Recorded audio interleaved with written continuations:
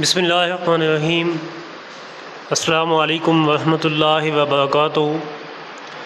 آج ہم آپ کو ایک ہسٹوریکل مسلم غیرت مند گروپ کے بارے میں انفارم کریں گے، غازی الاخوان، جس کا نام ہے اخوان سلجوقی سلطنت میں مجاہدین کا یہ ایک گوریلا دستہ تھا جو غازی اخوان کے نام سے شہرت رکھتا تھا۔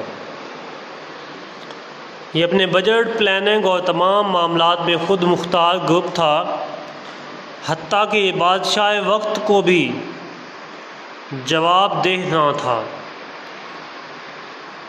غازی اخوان کے ٹھکانے موجودہ دور کی انٹیلیجنس ایجنسیوں کے سیف ہاؤسز کی طرح خفیہ ہوتے تھے۔ کسی کو نہیں معلوم ہوتا تھا کہ یہ کہاں سے آپریٹ کرتے ہیں۔ غازی اخوان کا مشن تب کی دنیا میں کمزور اور ضعیف مسلمانوں کی مدد اور دفاع کرنا تھا۔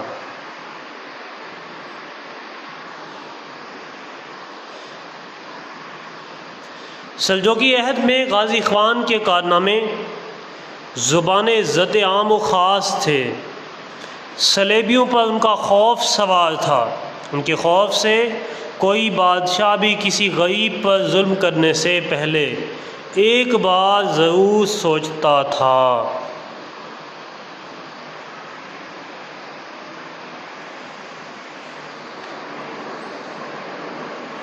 انطاکیہ کے صلیبی بادشاہ کے بیٹے نے کسی غریب کے گدھے کو بلا وجہ مارا تھا۔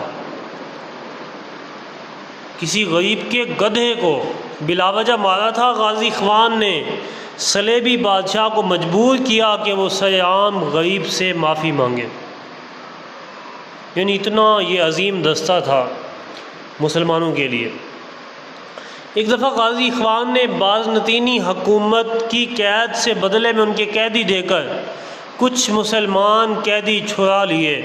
ان مسلمان قیدیوں میں ایک مسلمان عورت بھی تھی، جس کے ساتھ ایک صلیبی فوجی نے رہائی کے وقت بدتمیزی کر لی تھی۔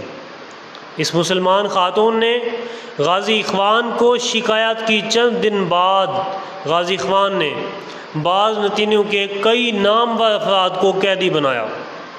جب بازنطینی حکومت نے قیدیوں کی رہائی کے لیے رابطہ کیا تو غازی اخوان نے ایک انوکھی شرط رکھی۔ غازی اخوان نے اس مسلم عورت کی جوتی بازنطینی حکومت کے پاس بھیجی اور یہ شرط رکھی کہ یہ جوتی تم تخت شاہی پر رکھ کر پیش کرو گے۔ اس جوتی کے بدلے میں ہم تمہارے قیدیوں کو رہائی دیں گے۔ چونکہ قیدیوں میں بازنطینی بادشاہ کے مقربین اور اہم شخصیات بھی تھیں، لہٰذا کچھ پس و پیش کے بعد وہ تیار ہو گئے۔ چنانچہ چشم فلک نے یہ منظر بھی دیکھا کہ بازنطینی بادشاہ کی مسند پر ایک مسلم عورت کی جوتی تھی اور ایک مسلمان عورت کی جوتی کے بدلے صلیبی قیدیوں کو رہا کیا گیا تھا۔ مورخ نے جو دیکھا وہ لکھا۔ غازی اخوان میں شمولیت کے لیے حفظ قرآن مجید کی شرط تھی۔ ان کا لباس اور چال ڈھال الگ تھا۔ یہ راتوں کو جاگ کر تہجد اور قرآن مجید پڑھتے تھے۔ ان میں کون کون تھے، یہ کتنے افراد کی جماعت تھی، یہ آج تک کسی کو معلوم نہ ہو سکا۔ یہ لوگ عزت سے جیے، مسلم عزتوں کو بچاتے ہوئے جیے اور گمنامی میں گزر گئے۔ اس پیغام کو دوسروں تک پہنچائیے تاکہ اللہ کسی کی زندگی کو آپ کے ذریعے بدل دے۔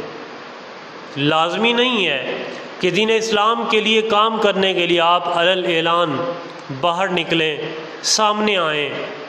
آپ انٹرنلی اپنے محلے میں، اپنے قرب و جوار میں، اپنے عزیز و اقارب میں دیکھتے رہیں، ضرورت مندوں کی ضرورتیں پوری کریں اور اپنی ماں بہن بیٹی کی طرح دوسری کی عزتوں کو بھی اپنی ماں بہن بیٹی سمجھیں اور ان کی عزتوں کی حفاظت کریں۔ اللہ آپ سب کا حامی و ناصر ہو اور اللہ آپ سب کو ہمیشہ خوش رکھے۔ آمین ثم آمین۔